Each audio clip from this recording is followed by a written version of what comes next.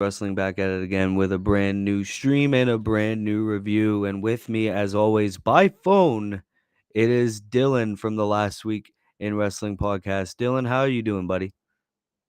Willie, never say I never let you down because I tell you right now, even in the car, I can still do a review for you anytime, buddy. I'm doing great. How are you?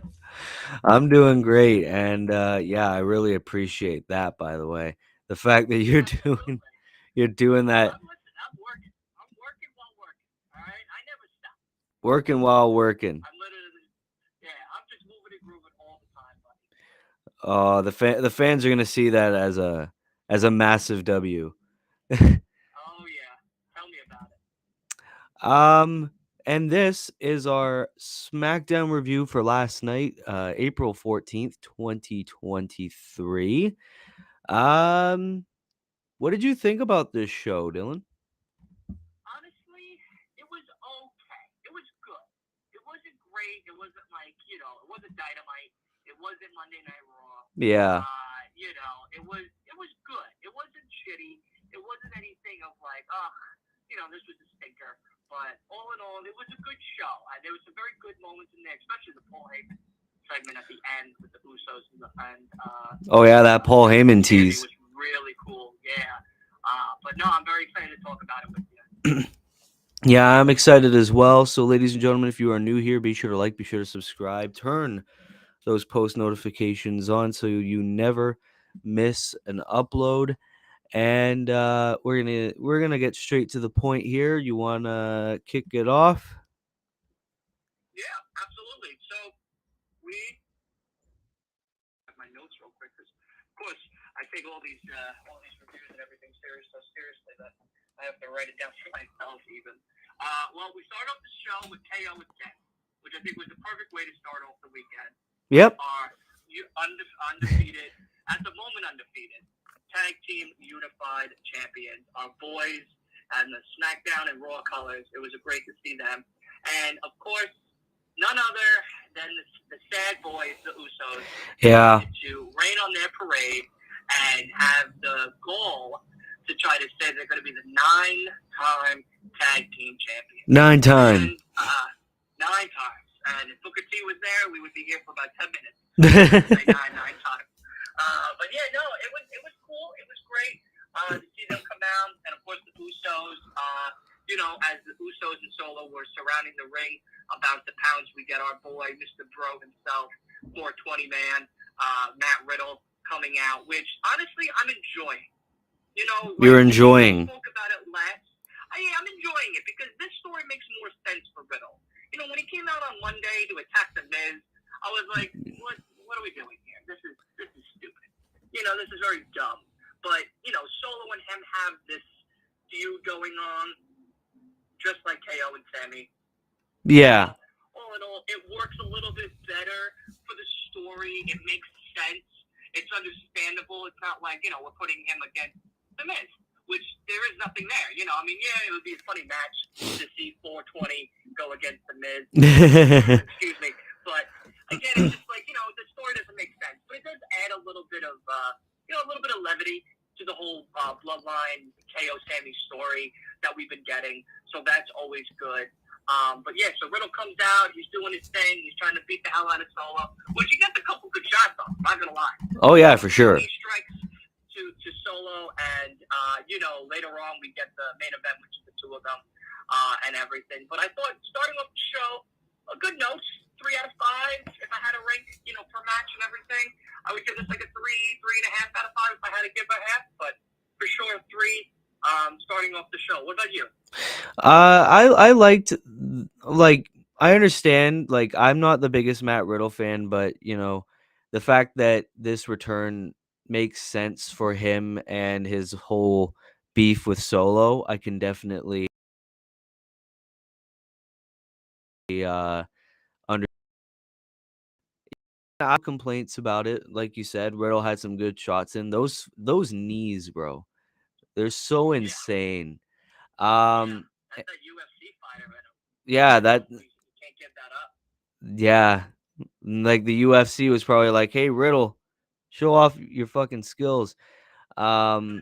And yeah, and then there were also like more teases like Sammy's like, "Hey Jay, I know you want to betray Roman." And then Jay's Yeah. like, "Yo, you're going to betray Kevin. Kevin's not going to betray you." So it's like Oh yeah. I like how this story's like really taking advantage of like trust issues and like who's going to turn on Yeah. who and which side. Baby faces or It's heels? going to be Solo. If I had to Solo. pick, I feel like it's going to be Solo. It's because of Roman. I know we're going to talk about it again later on, in this review and everything, but, as we've gotten the recent Paul Heyman segment with Yes. Solo, if you can't eliminate you can't eliminate the problem, then Solo will say next to Jay. And then, of course, when Jay and Uso go out to go do their thing, Solo's there with Paul, and he goes, "You're going to take care of the situation." Because technically, now at least, really, Solo is Roman's right-hand man. Yes. Solo is the only man that hasn't betrayed Roman, like Sammy has, like Jay has. He's not the only one. He's the only one that he hasn't had a feud with, like Jay has had in the past, like Jimmy has had in the past. And, with Jay and Jimmy's story being so well written, so well done, that, those moments are being shown each and every week. I know Jimmy's really like, "Oh, I'm for the family, and Jay's still saying he's for the family. He's acting more for his brother because his brother's a part of all of this bloodline and everything, with Roman being at the top. But at the same time, we know, like Jay knows, like Sammy knows, it's going to eventually turn. And Oh yeah. I don't know if Jay's going to be the one that turns on his brother. I don't think that might happen. I mean, hell, it's the WWE. Anything can happen.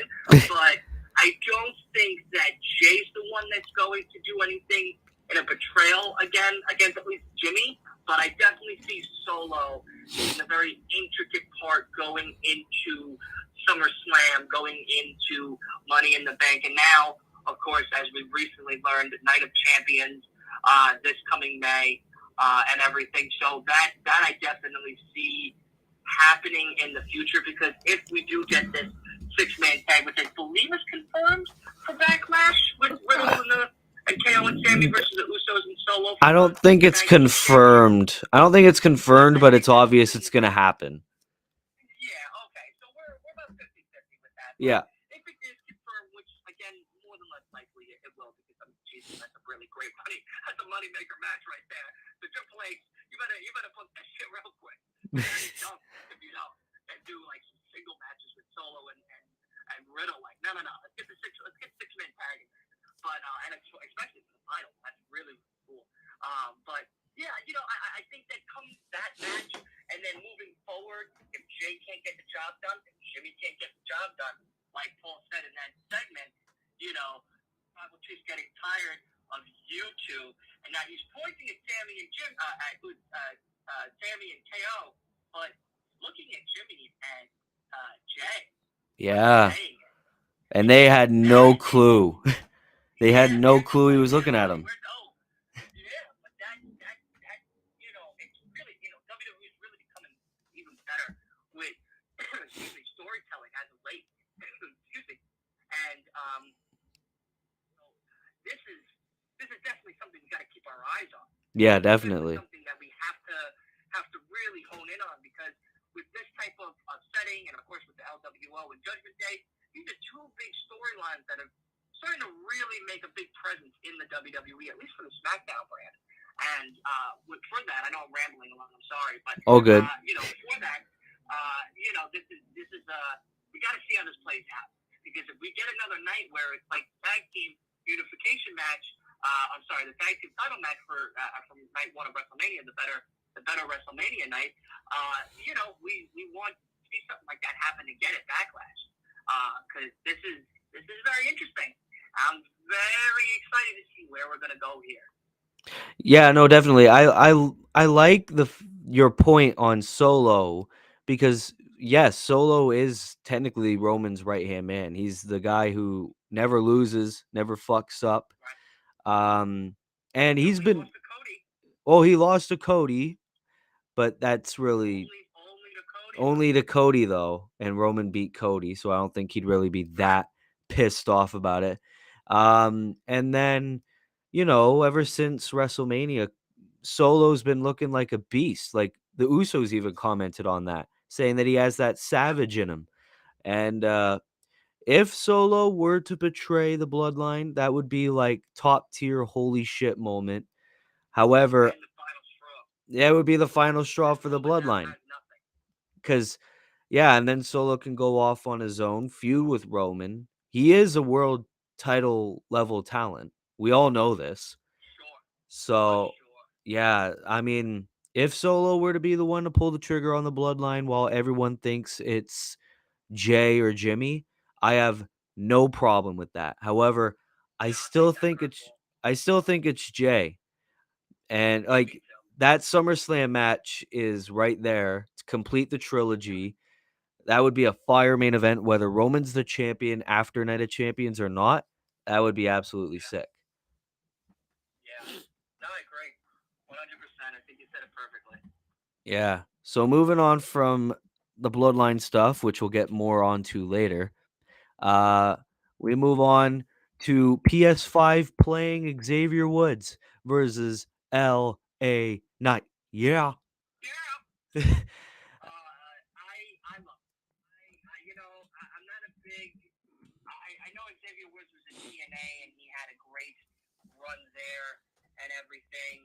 I really do enjoy him and Kofi and Big E together, which I think we all do collectively. The New Day seal, the New Day pancakes, the trumpet, the singing, the song, the dancing, the whole thing. It's great. I think it's great. Xavier by himself, though, I think might have that IC championship potential that Yes.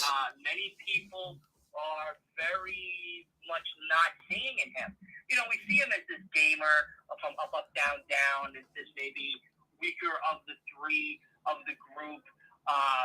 Maybe not so much of a talent in that group, but in all honesty, I think last night proved a lot of us wrong that Xavier could definitely go for a championship of some sort. Oh, definitely. Maybe, we could talk about world championships down the road for him if he continues a really hot single career and everything. But I mean, I think at this stage of the game, or at least for him, he's more enjoying the lower to mid card section where he's at. And, with the up, down, down and everything else that he does, I think this is a perfect spot for him. I think that's where he's most happiest is here, which is perfect because that's where you always want your wrestlers to be. You want them to be happy.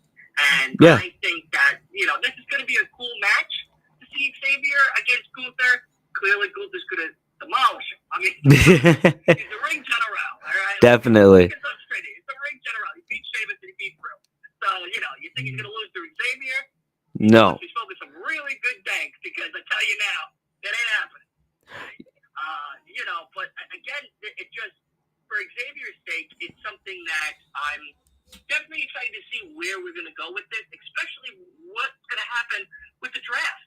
Because yes. like LA Knight said, Xavier said, we don't know where they're going to be. And Big E, whether Big E comes back or not, could be on Smackdown still. And New Day could potentially break up for a little bit because of all of the draft. And then with LA Knight going to either Raw or SmackDown or staying on SmackDown, it's very up in the air. So I do wonder what's going to happen for both men, especially after this match. That's going to be more of a deciding factor for Xavier and where he's going to be placed. If he does really well and the numbers for this match go very good. I know we don't talk about numbers and shit like that too much on these shows, but number-wise, if we have to get technical, Gunther brings in heavy set numbers for sure. Very much eyes on the prize. Yeah. And having Gunther in any type of matches, you got to watch it no matter what. It's like a Shinsuke, it's like a Sheamus, it's like a Drew, and you got to watch it. But now you got Xavier in the mix, which many people aren't really giving him the eyes. But I feel like after that LA Knight match, we kind of should, because he has proven himself, and he did put on a pretty good match, honestly, against LA Knight. Of course, he used the same technique LA Knight used. Yeah, did the cheap tactics. Yeah, but LA Knight, it's just so funny to see LA Knight. I don't want to say lose, but sometimes sometimes it's funnier to see him lose than to win. I mean, of course, I want him to win. He's champion talent. I mean, clearly.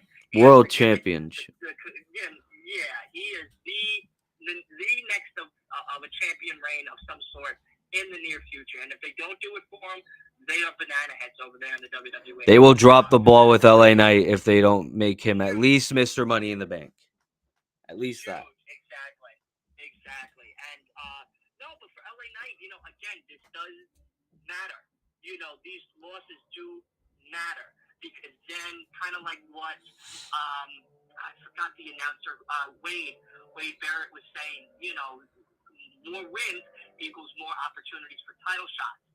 And, unfortunately, LA Knight isn't in that win category like we want him to be. Yes. And I wonder if that's going to play to him in the near future for Money in the Bank. Because like we've said, we would love to see him win Money in the Bank. He is Mr. Money in the Bank in all of our eyes.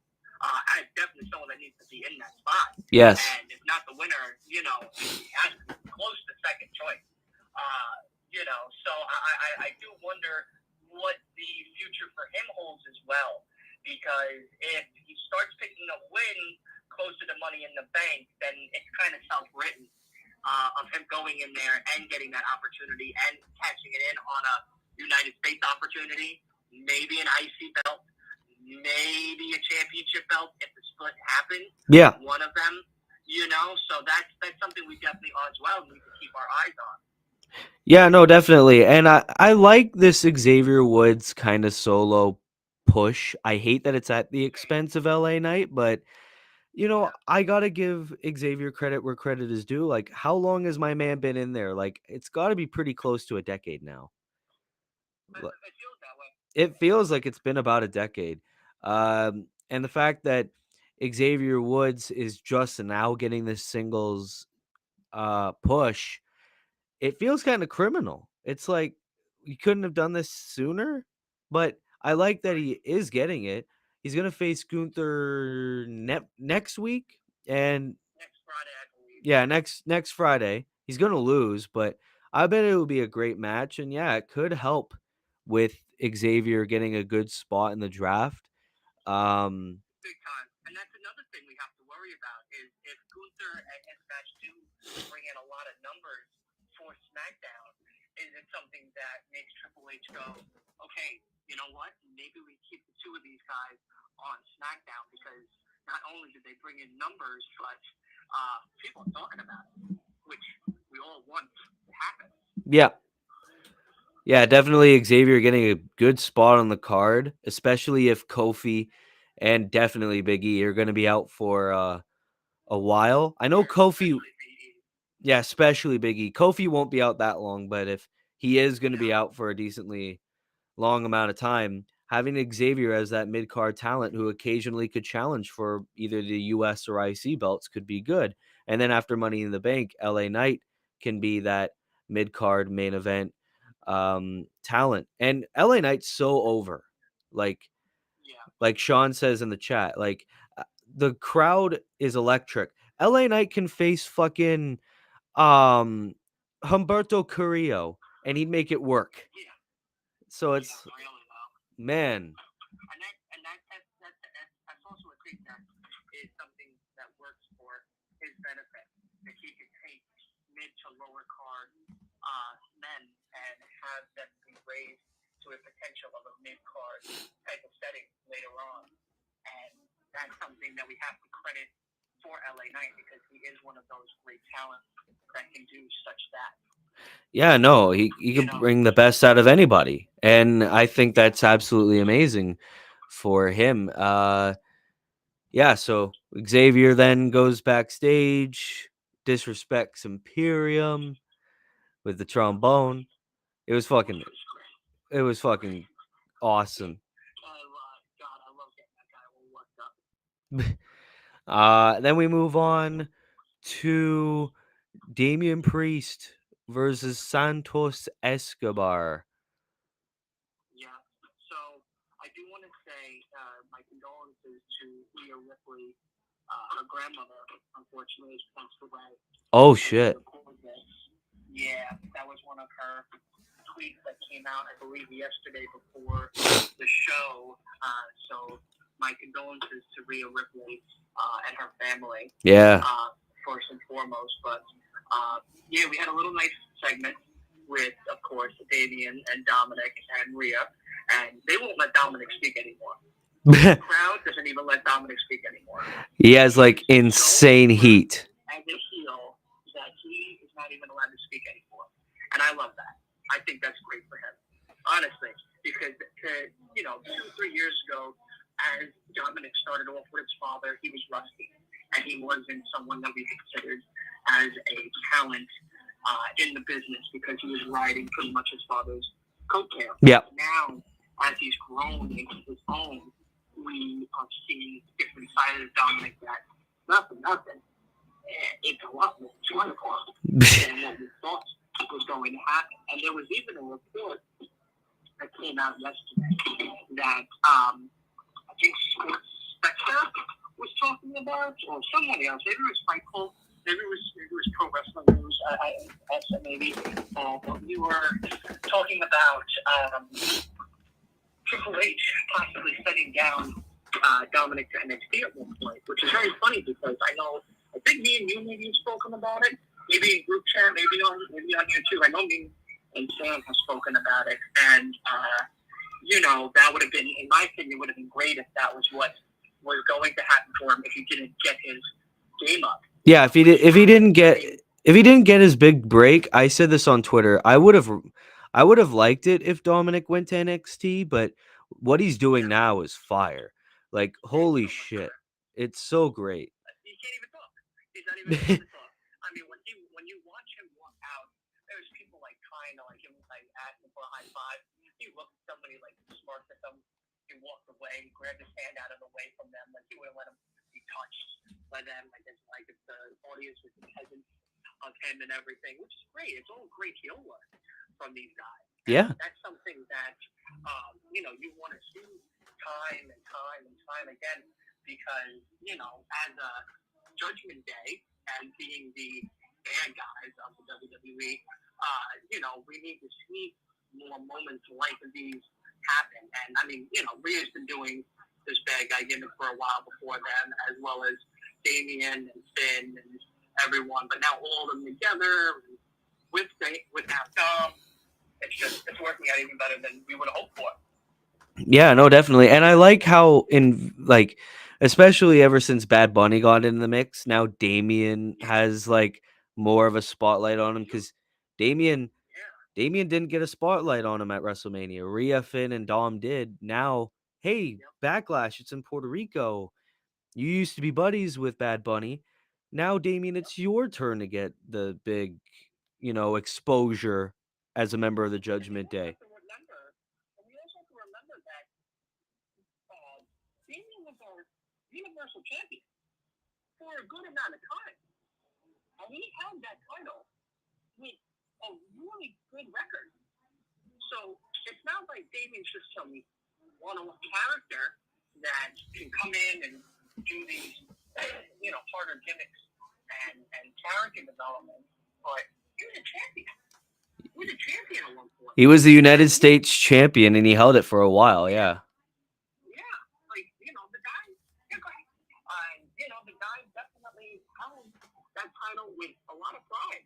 Yeah. And he put on amazing defenses for that championship. So, we're not working with a bunch of jabronis here. Sorry to quote The Rock, but, it's the truth. These guys are not, except for Dominic. Dominic, unfortunately, hasn't won anything as of yet, but that I see definitely changing. That these guys have already held their own prior to forming their group that they have now come. Yeah. Yeah, definitely. And so Damian Priest and Santos Escobar have a bit of a match.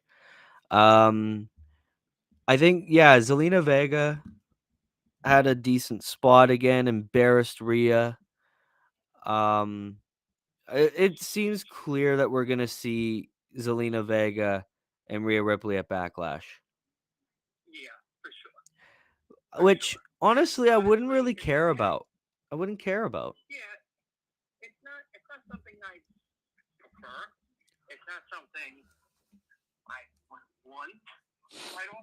Yeah, me too. But at the same time, it's like, Liv is now doing her thing with, um, whatchamacallit, Raquel? with Raquel. Yeah. Thank you. And, they're having their nice little tag team feud with, it seems to be Sonya and Chelsea, which honestly are another pair of women that I could definitely see having a nice little tag team run together for a little while. Yeah. So, not for nothing, they already got a good title defense coming up for Backlash, I'm assuming. Of course, hopefully these matches get confirmed as we continue to talk. But, of course, I'd rather be Liv and Rhea because, Liv was the one that got eliminated last with Rhea in Royal Rumble. So there's always a little bit of a story there, costing Liv the opportunity that we all of Liv Morgan fans wanted. But again, it's, we get what we get. We got to get what we get and not be upset. But, I'm content. I think that this is still a good choice for, her to get her opportunity. And, of course, it's more life for the LWO, which is also another good thing. Yeah, it's true. That was started with Eddie Guerrero and Ray bringing it back now to the modern day with Santos Escobar and the El Fantasma, right? That's the whole... Legado del Fantasma. Right, Fantasma. Thank you. Yeah. And, so, all of that and everyone in between, it's good. I think that this is a good starting point for us. Yeah, no, like Zelina Vega definitely wouldn't be my first choice as a first challenger for Rhea Ripley. As a matter of fact, she'd be my last option.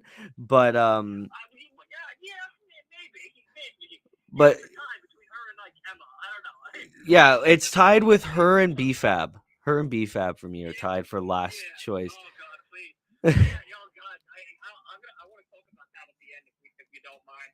Oh, good. The whole top dollar situation. That's just funny as fuck. Oh yeah, that top dollar thing. Yeah, we'll talk about that later. So, I'm curious to see where we go with this. Yeah, me too. To see what we do with this. It is something that we again to keep our eyes on. And again, this is what Smackdown was Friday night.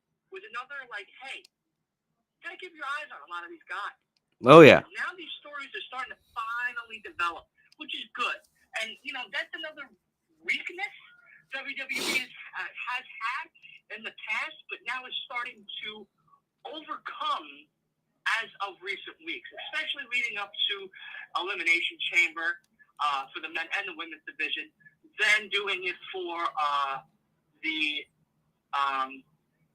WrestleMania 1, at least night 1, because night 2 was dumpster fire. But, yeah. And now they're starting to do that for Backlash. And, I wasn't a big fan with the whole Bad Bunny, it's the pre-show, it's the, intro show, whatever the hell he's going to perform, whenever the hell he's going to perform throughout the show, or whatnot. But now it's starting to be like, this could be a good pay-per-view. This could be the pay-per-view we wish that night 2 would have ended off with. Yeah. And between LWO and Judgment Day and Sammy and Kevin and the Usos, and of course, with Trish and everyone from Monday Night Raw going on, I think honestly this Backlash might, okay, hold on fans, hold on to yourselves, might be a 4 out of 5. Might. Most likely it's going to be a 3, honestly. Yeah, it has that potential. It has that potential, definitely. And yeah, I guess Zelina, now that she's in the LWO, it seems like the theme is really focusing on LWO and Judgment Day, which I think is sick, 100%.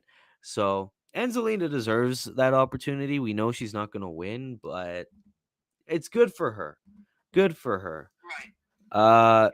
Same. So yeah, I think Damian got the win. Great fucking decision. Yeah, Damian got the win after Dom and LWO and Rhea and all the disrespect and shit that happened. It was crazy.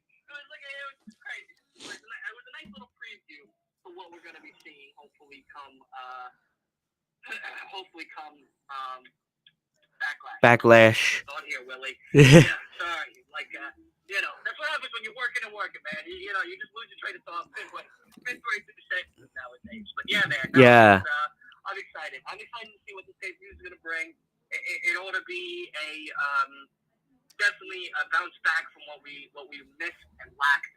Definitely from night 2 of WrestleMania. Yeah, definitely. And according to Sean and Omar, they said that the crowd really loved Escobar last night. Santos. Yeah, and you know what? Honestly, you gotta give him props. Yeah. Escobar, out of that whole, the Phantasm, I'm just gonna call him Phantasm because I can't pronounce the first part. But the whole group as itself, well, the LWO, it's good. It's good. It's not great. It's not like I gotta watch it every week if they're on. You know, they're that lower card, not really mid card worthy. I shouldn't say that word because it kind of defeats them as a person, but they're good. You know, they're exciting to watch because they do bring that luchador style that Rey Mysterio has brought to the forefront of the WWE wrestling on TV. And, you know, Escobar and Humberto and all of them are that type of wrestler. So that's always great to see. And I love seeing new cultures be developed and work well within the WWE, like even with Shinsuke, which is, I know, our next topic, but even with Shinsuke going forward, like, you know, he has this New Japan style that many people that aren't familiar with New Japan is now becoming accustomed to because Shinsuke being in the WWE. You know, he is that Japanese wrestling descent that has come to the forefront of a TV promotion as like WWE to bring such new ways and new style of wrestling to us that none of us would, you know, really know about unless we went out on our own to search. And that's kind of like how, you know, like the hardcore legends of the ECW era or even the down south IWAs and everybody else, you know, brought to even AEW and other big promotions and stuff like that, Ring of Honor, TNA, you know, so on and so forth. So it's nice to see that these, you know, multicultural people are getting their spotlight on and being able to use their style that they learned to be where they're at now and be accepted to be where they're at now and you know, by the WWE, because, you know, WWE's used to Hell in a Cell matches with Mick Foley jumping off the top, the tables, you know, SummerSlam, you see the Hardy Boys going through tables, you know, Edge and Jeff's moment at the Money in the Bank, you know, ladder matches and shit. So, like, you know, we're used to a little bit extreme, a little bit of casual, normal, you know, northern wrestling. But then you get, you know, Ray and Eddie. Now you get, you know, Sin Cara when he was around. And, you know, then we had now Shinsuke and everyone else in between. So it's nice. It's just really nice to see that this is being well accepted and being able to be shined on new eyes, up and coming fans alike of the WWE or just wrestling in general.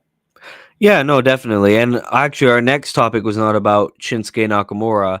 Our next topic was Liv and Raquel having their little celebration for the women's tag team championships. You know, they were like, "Hey, we're not the most likely duo, but if we can win the tag titles, we could take on any fucking team in the locker room, aka the one team that's actually developed is the one that comes out, Sonya Deville and Chelsea Green."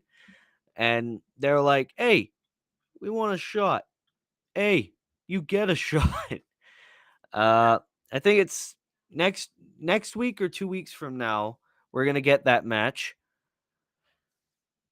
Between fucking Liv and Raquel and Chelsea and Sonya. Right. Yeah, and again, you know, I'm happy to see my girl Liv get her life. She's the champion that I've always loved seeing holding gold. I'm always happy to see Liv having her moments, her spotlight shined on her. A talented wrestler, especially with the tag team partner of choice of being Raquel Rodriguez. Yep. Which is, again, it's like a Mutt and Jeff situation. Kind of like Braun and Ricochet. Like, you would never expect these two to be together, but they work together somehow, in some way, very well. And Raquel and Liv do work pretty well together. Their chemistry is starting to really click in the ring. They're starting to really get into their groove and be able to work side by side with one another and be able to actually do crazy fucking spots, like how Raquel throws Liv like a rag doll. Yeah. We see Ricochet, doing that by himself, or even Braun kind of assisting him on the throw and everything. So, I like these little, I call them Mutt and Jeff type of situational tag teams, because it really is like the Odd Couple, which is, the name that Ricochet and Braun go by. And, it's always nice to see that. But, yeah, Sonya and Chelsea, what a combo. Another combo that I never thought would be cool, never thought it would work, but it does. It's like the Carmella and Chelsea tag team, but I know Carmella's out currently due to injury or something, and can't perform. But now we got Sonya, which is great. I love seeing Sonya in the ring and everything. I love seeing all the women in the ring, but some women, unfortunately, they're not as developed as we want them to be. But it'll eventually get there, and hopefully we'll be talking about them, in the coming years. But going back to that, Sonya and Chelsea being the choice to be the first defense title for Liv and Raquel, I think could work out well. I think this is going to be a good match if it's done right. We definitely need a little bit more storytelling, though. I think that's the biggest thing for this first title defense for these two ladies is lacking at the moment the most. Yeah. That also, I don't know, maybe for you, I want to hear your opinion on this, but for me, when doing a title defense, the story has to get me involved as well.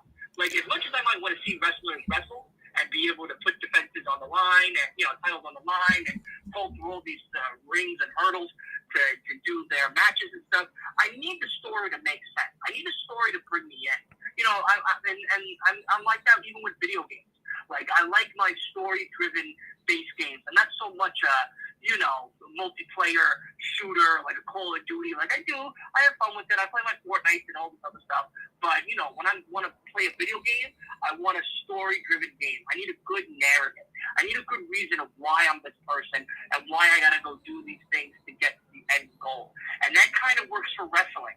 When we have the stories of Sammy and Kevin and the Bloodline, it's like, I'm hooked. It's a hook, line, and sinker story, and it works out well. When we have even just the Bloodline stumbling around themselves, that story is so interesting to see what could happen. Yeah. It's going to be the fairy tale ending that we all wanted, where Cody was supposed to dethrone Roman Reigns.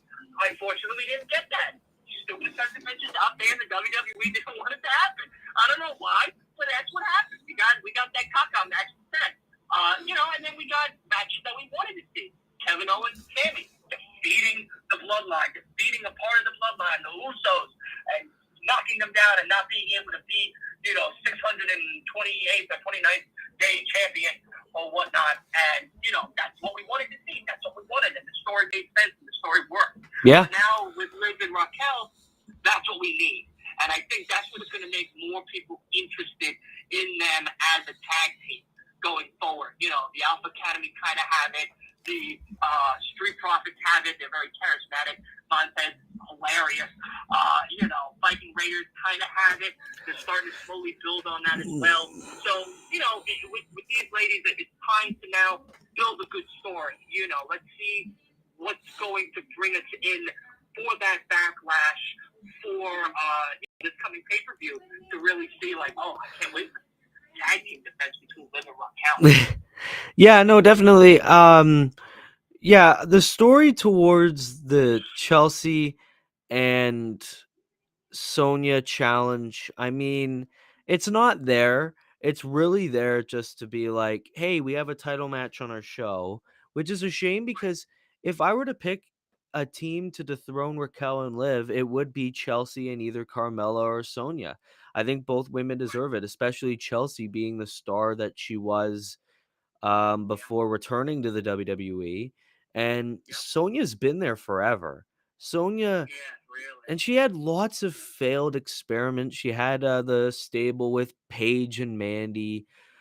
She went off on her own. She had that shitty heel turn in the pandemic era. She was the authority figure that absolutely sucked. And now It didn't work. It didn't work. nothing worked for her. This is the one thing that can. And Right. I don't know, for it to be a throwaway title defense, I'm not Yeah. mad. I'm disappointed. Give it to Shotzi and Natalia first, and then I would Right. Yeah. have Chelsea and Sonya beat them. I know that maybe Right. not a lot of people want to hear me say that, but Chelsea and Sonya would be my team to dethrone Liv and Raquel. Yeah. And you hit it right on the nail. So, you really did. Because Sonya has been in this business for a very long time, and she's gotten opportunity after opportunity to be that shining figure that we know she can definitely be. But unfortunately, there's been so many bad choices that has caused Sonya not to have that light shine on her. And because of that, we've gotten these horrific gimmicks like the authority figure, which we all couldn't fucking stand.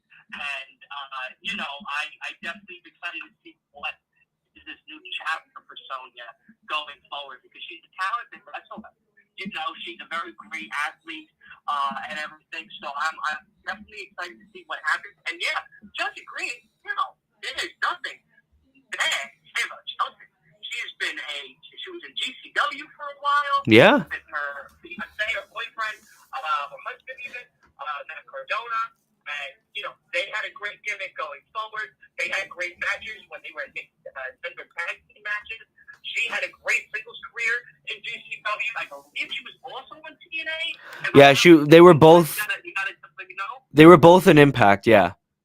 Matt Cardona still kind of is. Yeah, exactly. And that's there. Like, Impact's not something to laugh at, shy away from. Impact's another great wrestling promotion. I think that's so hot nowadays, and then there's stars that kind of keep in the news and stuff like that. But generally, when Chelsea was there and stuff, it was nice to hear what was going on with the two of them, or even just her solo dolo. So yeah, I'm these are two athletic and very talented women that I'm definitely excited to see what's going to happen for them, because it would be nice to see them hold gold, especially for Sonya. And Chelsea definitely could always have another title on her show. Yeah. No, there's not a problem with title collecting. Ask Sam, he owns already a few titles, and he hasn't even wrestled a day in his life.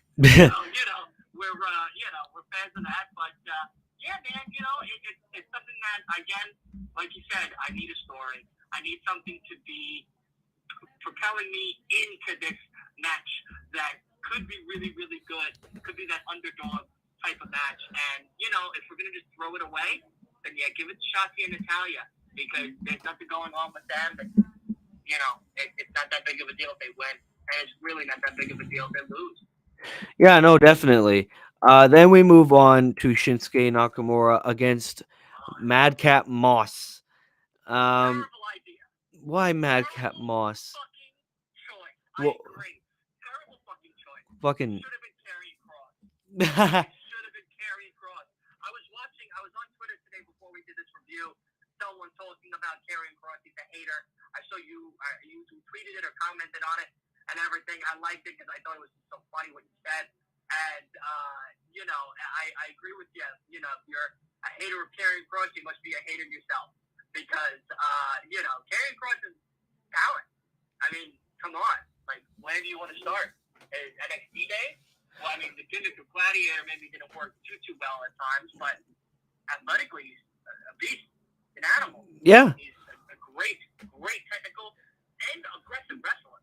He has that quick wit and quick ways about him in the ring, and he's a very proficient wrestler in the sense of being able to switch from both different type of wrestling styles on the fly. And you add whole darker image and demon or whatever you want to call it, entity gimmick around them. I mean, dude, it's a perfect pizza. It's a perfect dish. You can't really fuck this up here. Yeah. You can if you add Cat Moss, and that's who you choose to give an opportunity to. If you're going to give Cat Moss a moment, I would give him to LA Knight. It would actually shine better in this match than he did the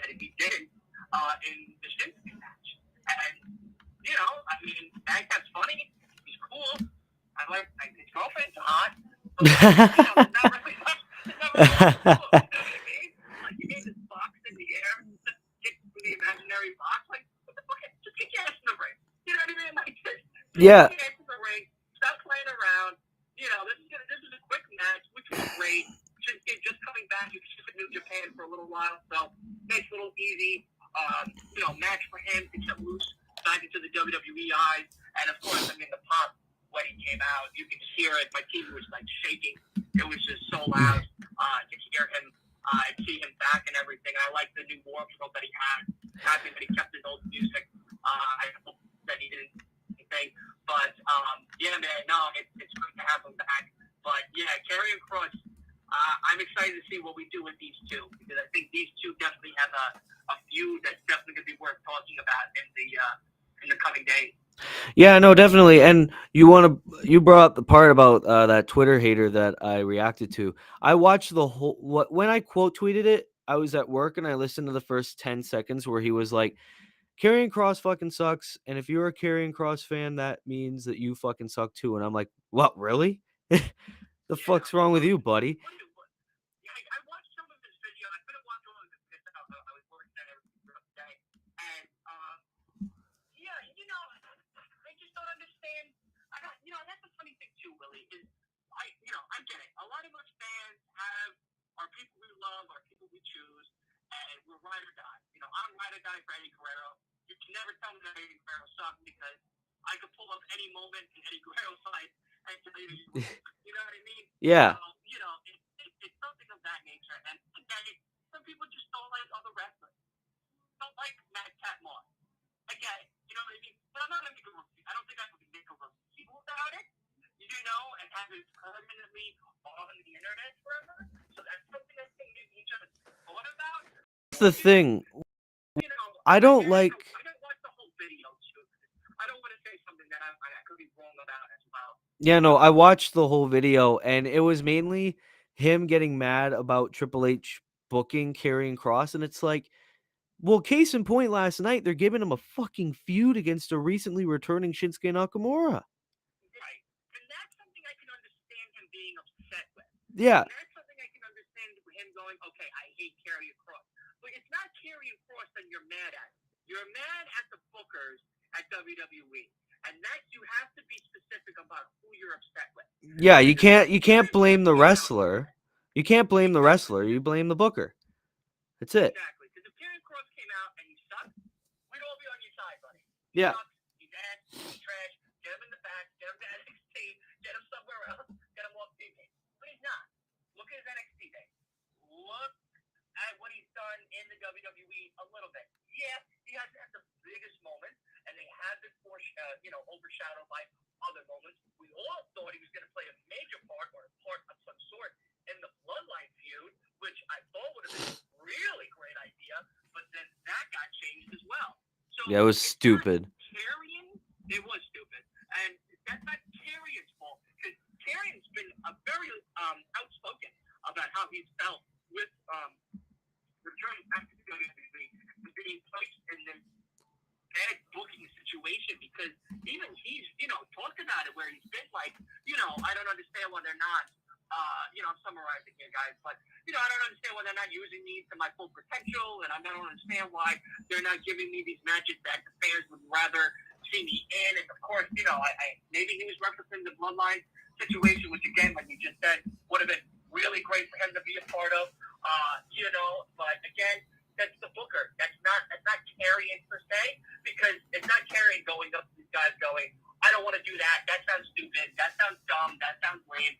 That sounds weak. I'm not a weak character. It's him going, what do you guys got for me here? And it's like, oh, you're going to go up against a broomstick. And it's like, no. I'm not going to go up against a broomstick. It's like, what am I? I'm a fucking wrestler here. I'm not a goof. All right? Like, yeah. I need something to work off of. Yeah, no, definitely. But Shinsuke comes back against Madcap. Decent match. Shinsuke wins. And I think that this Karrion Kross feud can be entertaining if done right. Correct. And it's glad to see both of them get TV time because both of them are subjects of bad booking recently. So, to see Karrion and Shinsuke finally have a TV time and a feud together. I just hope that it's not, cinnamon toast crunch violin on a pole match, Right, right. Yeah, no, please. None of that. None of that. You can keep that Vince McMahon for your own self-love. Okay? Thank Yeah, you. Have a great day. definitely. Then we get to the main event of the evening. Main event. Where it's Matt Riddle and Solo Sikoa, but before the match takes place, Paul Heyman announces that in 2 weeks, which I think is the day of the WWE draft, the Usos will challenge for Sami Zayn and Kevin Owens once again for the tag team titles. And then, as we said a little bit about earlier, Paul Heyman says Roman Reigns is losing patience for you two, and he's pointing at Sami and Kevin, but he's looking at the Usos. Yeah. And that's such a big tell. It's such a big tell that you spoke about before. And I felt we've all kind of seen it coming that have been very closely paying attention to this bloodline story. I think that we've all been really wanting to see what's going to happen with the bloodline and Roman Reigns. Because, Jay has had to have had Solo help him get the win against Sami. Yeah. Recently. Sami has gotten into Jay's mind very often. He knows that out of the three of them, Jay is the weak link. And Jimmy will just either try to reel him back in, which he's had, or he'll follow suit. And Jimmy has brought up some very, very good points. Do you enjoy being abused by your uncle? Do you enjoy always having to have his back? But then when it comes to you, he never shows up in your matches to make sure you retain your belt? Now, Yeah. Solo come in to help you at all? Do you enjoy this mistreatment? Do you enjoy not being fairly loved the way you think you were being fairly Yeah, and that's a great point because, the Usos are there for Roman, but Roman wasn't there for the Usos at WrestleMania. Otherwise, it'd still be tag champs. Same with Solo. Not even Solo. Yeah, Solo wasn't even fucking there. Solo. Right. It's fucking crazy. Roman's new right-hand man. And we saw it happen. And I don't know if everybody caught it. Maybe they caught it after the fact, which is fine. But right when, after Sami hit Roman, and that all that happened with Kevin and everybody in the ring, and Jay walked out, and Roman and Solo and everyone walked out. Who did he say? Now we're at war? This is war now, Solo. Like, we take no prisoners now. That's what he said. Correct. And he said it directly to Solo. He didn't say it to Jimmy. He said it to Solo. Because he knew right there, at that moment, I feel like he knew a little bit of it at War Games. That's why he kept testing Sami and kept testing Jay. These are all tests to really see if he's known that Jay and Roman have had a moment where they've been really neck and neck with one another. And then, Roman and him had a moment where he grabbed his leg when he was trying to leave and said, I love you. Jay never said it back to him. He didn't even smile at him. He didn't do anything. He just stared at him. And he walked away. And that's telling. Then we get the fact that Jay's still struggling to not let Sami get in his head. That's telling. Having the fact that his brother couldn't even get him back to doing the job at hand, which is defending before they lost the titles, but defending the titles, that's telling. And all of those moments adequately rank up to where now we're at this moment, where really the bloodline's not really the bloodline anymore. It's just Roman and Solo. It's Roman, Solo, and Paul. Jimmy, that's it. Yeah, and Jay and Jimmy are just there. Yeah. Because he doesn't really trust them. He doesn't really trust Jimmy either. Not to maybe the extent that he doesn't trust Jay, but it's becoming that way as of recently. And with this match coming up, we definitely are going to see what's next for the Usos. Because if they go back to just being the Usos and no bloodline, that's okay, but for how long? Because now what are they going to be doing for themselves without now fans be around? Yeah, no, definitely. That's a very good question. Hopefully we find out in 2 weeks. And then we get to the match Solo versus Matt Riddle. I didn't check out a lot of it, but I know Solo got the win.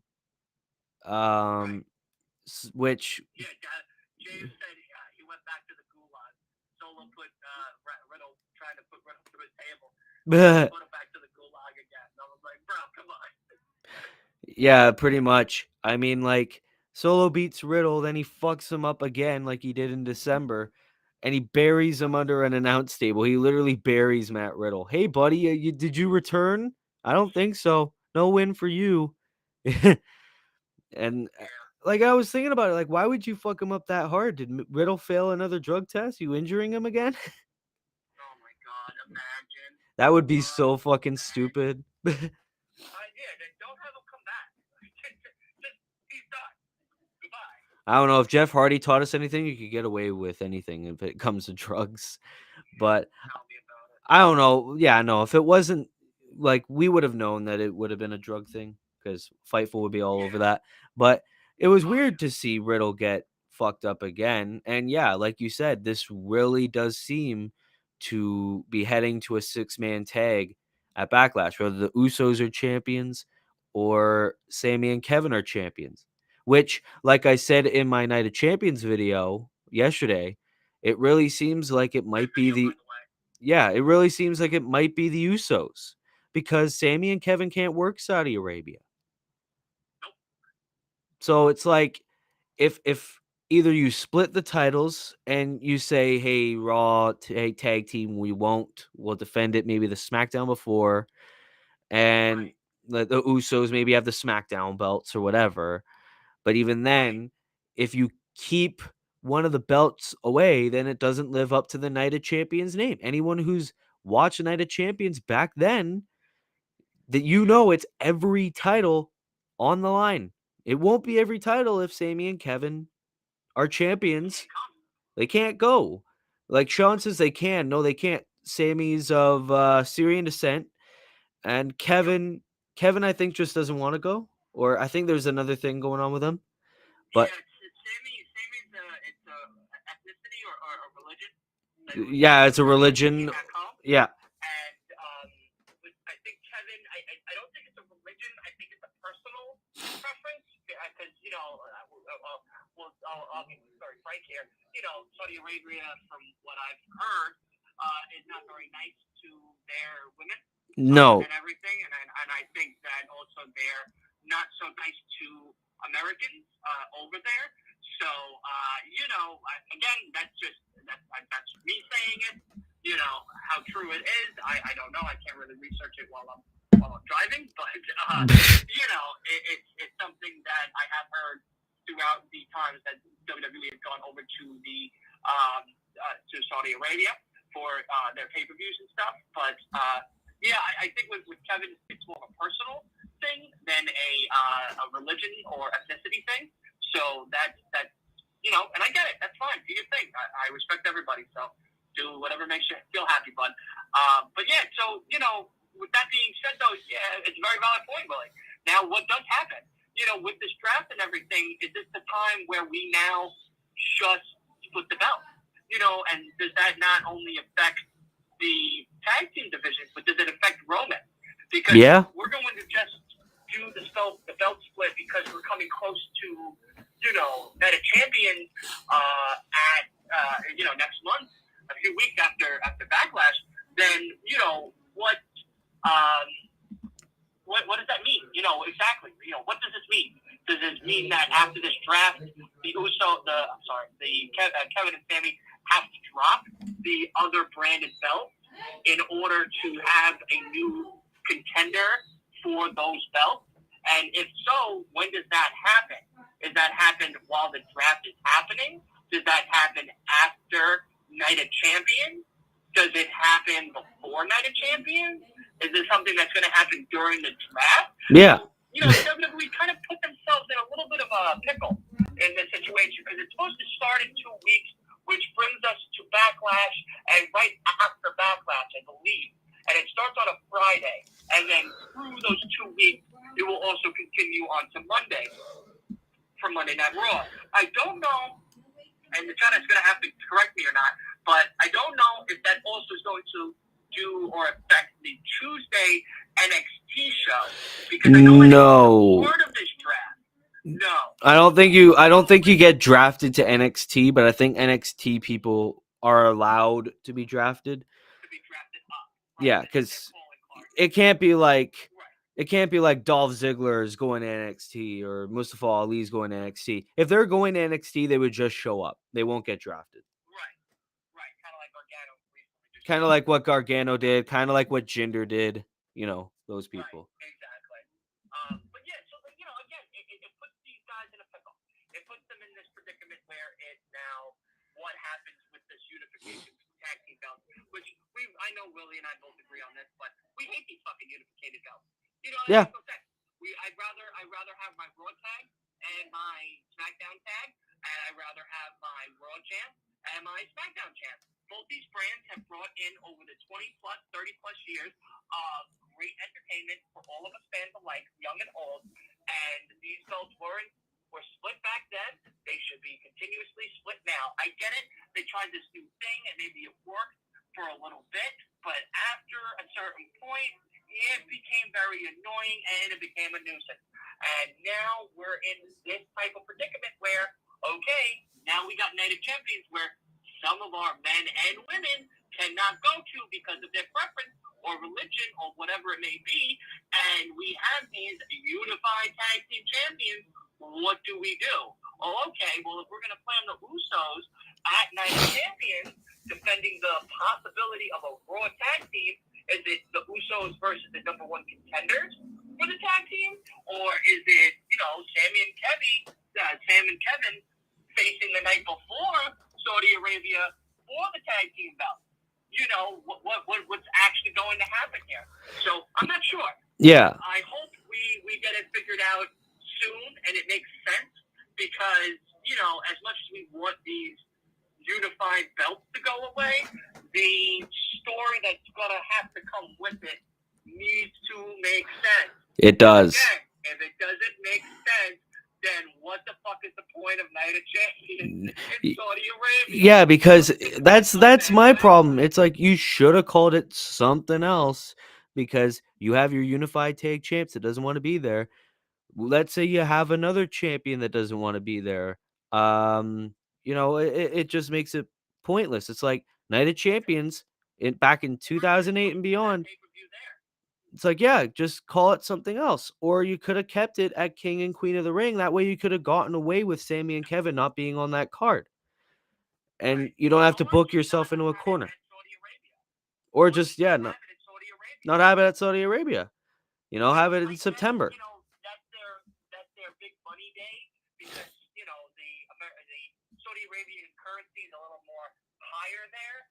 And, for Americans, it doubles for what it is over here, which is good. That's, makes Vince McMahon, blow both of his quads with excitement.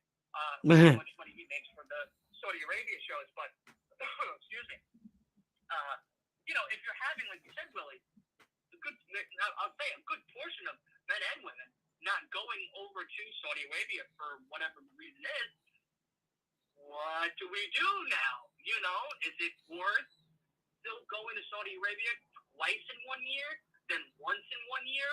I get it. Crown Jewel's more of an important Saudi Arabia pay-per-view that you don't want to necessarily cancel because besides merchandise and everything else for the people over there in that country and for us over here in this country, it's it's a big deal. This is WrestleMania.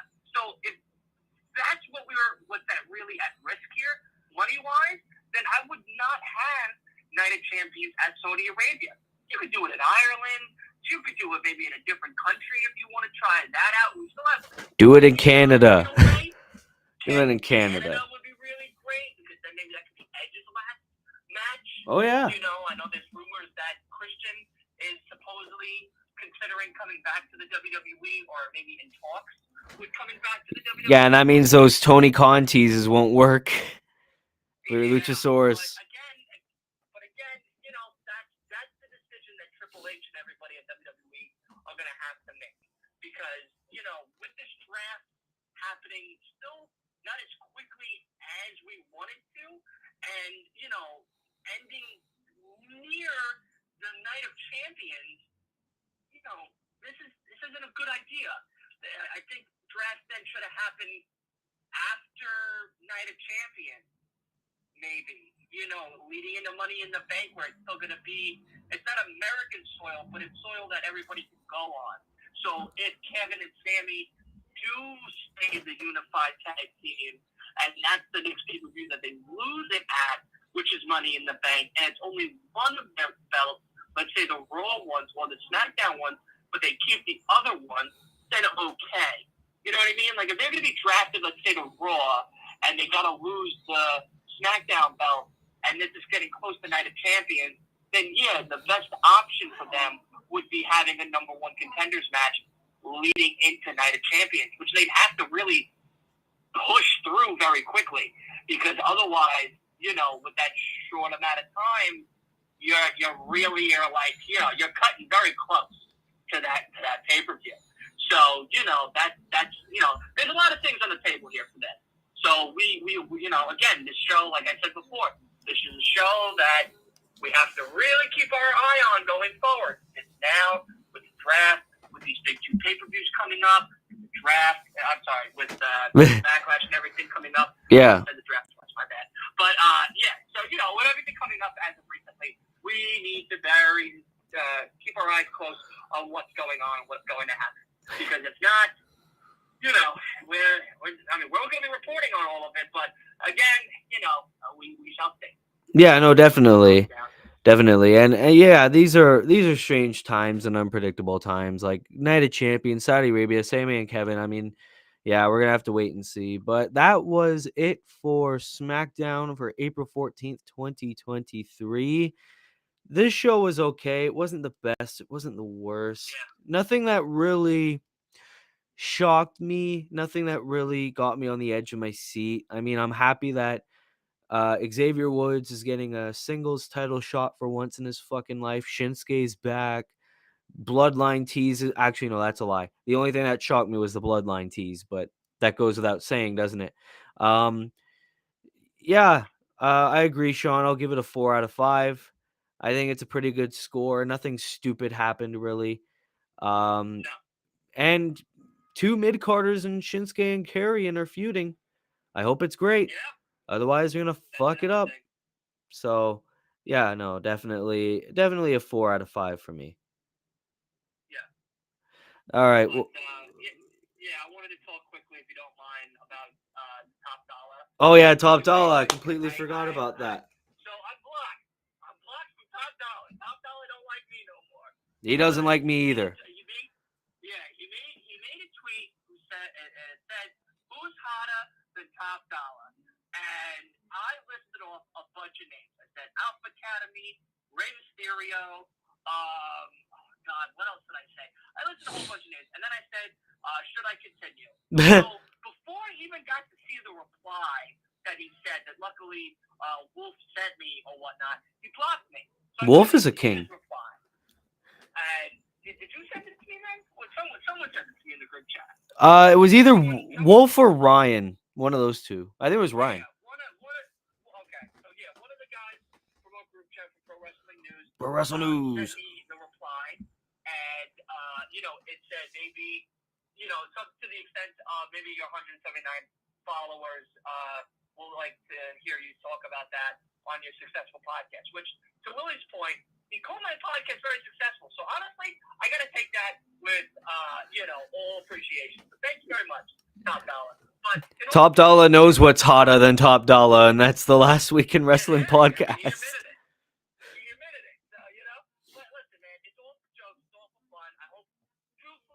really hope I didn't offend the guy. You know, I know we like to joke about certain wrestlers that aren't as hot or maybe not as well in the ring and stuff like that, Yeah. and you know, trying to do other avenues and everything like that. But you know, generally speaking, I think he's a nice guy and whatnot. I love him on the WWE Treasures thing that he does with Mick Foley. I think that's great. I am a big fan of that show actually, and you know, I haven't heard any of his music and whatnot, unfortunately, but I heard he's very talented in hip hop. So Meh. for him, I'm happy for No. him. Okay, well, No. I'm gonna say he is because I kind of want to get back on his good side again, but in the same extent, you know, I'm, you know, hopefully I didn't offend the guy. It sounded like I offended the guy, so I want to apologize, but at the same time, it's like, you did ask, and I did answer. Are you mad that I answered, or are you mad that you asked the question? You know, that's really the question here. But, you know, I got blocked by Top Dollar. That's the biggest, I think that's the funniest news that happened all week. I got blocked by Top Dollar like 3 or 4 months ago. Because he, yeah, because he made a quote unquote kayfabe diss track on Ricochet where he literally rapped on top of Ricochet's old theme, you know, the one and only, and it sounded like shit. And then I quote tweeted saying, "Bro, what the fuck is this?" And then he doesn't say anything to me and he blocks me. Top Dollar don't like me for the longest time. You don't like either of us. It's okay. It's all good. With success, it comes with haters. So I take it all with great pride. But again, hopefully I didn't insult the guy, and if I did, I apologize. But again, you did ask the question, and I answered it honestly. So I don't know if you're more mad at the fact that you answered it, that I answered your question with all honesty, or was it that you know, you asked the question? And of course, like I replied after Ryan said his comment, I said, "Oh yeah, make sure you hit that follow button to give me that put more follows for my successful podcast." God damn. God damn. That's sick. Well, that's going to have to conclude our Smackdown review stream for April 14th, 2023. Be sure to like, be sure to subscribe, turn post notifications on, subscribe to the Top Dollar certified successful podcast Last Week in Wrestling. They're absolutely great over there. Shout out Pro Wrestle News, represent.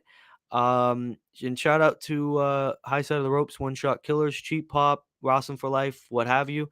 And yeah, this has been Willie Does Wrestling. That has been Dylan from Last Week in Wrestling. And yeah, we'll see you in the next video. Thing I wanted to say.